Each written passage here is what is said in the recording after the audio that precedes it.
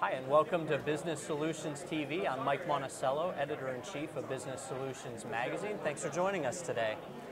We're here at Channel Transitions East at the Hilton Boston Logan Airport, and I've got Jim Roddy with me. He's the President of Business Solutions and Jameson Publishing. Thanks for joining us, Jim. Mike, it's a pleasure to be here.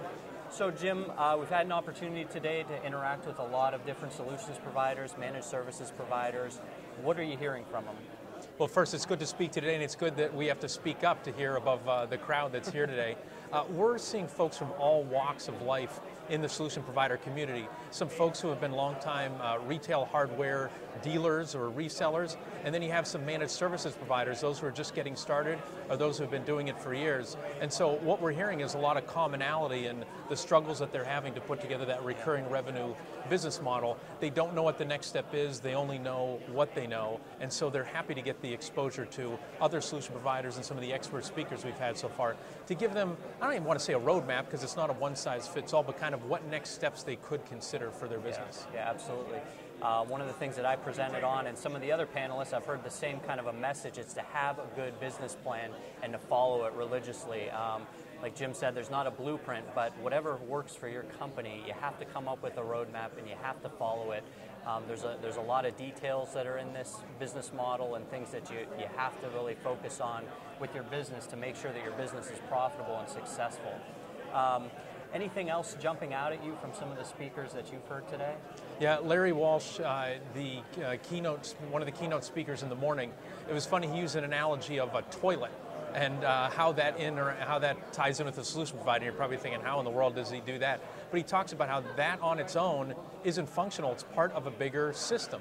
Then he also drew the analogy of a car. A car is not just one thing, a car is many different manufacturers putting things together and making it all work to get the one outcome. And so that was really something that I think made people out here think, and we've got good feedback so far from people who are saying, okay, I have to play as many roles as I can inside of that ecosystem, and so they realize that they have to expand beyond just providing one part of the solution, really be not just selling the as-a-service, recurring revenue business model, but to do that well, they have to be a total solution provider. And I know you talked about that and many different things that solution providers can offer as a service. Yeah, absolutely. And then it comes to being a managed services provider as a service model.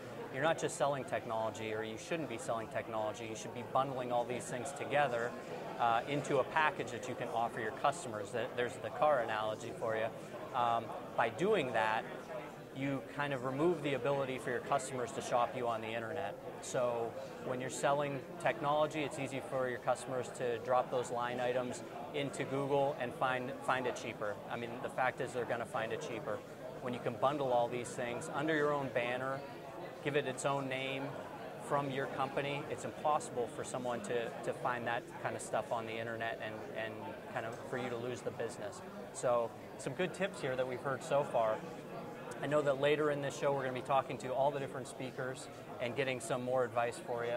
So anything else before we close out this segment? Just the one thing I'll say is hearing a lot of optimism at this event where folks see the break-fix model. A lot of people are struggling with it, but they see the as-a-service model really being something that their customers would want and need, and realizing it's a way for them to maybe get a foot in the door with some of these new as-a-service tools. Absolutely. Well, Jim, thank you so much for your time. Thanks, Mike. Thanks for joining us for this segment. We'll be back in a minute with some other great speakers.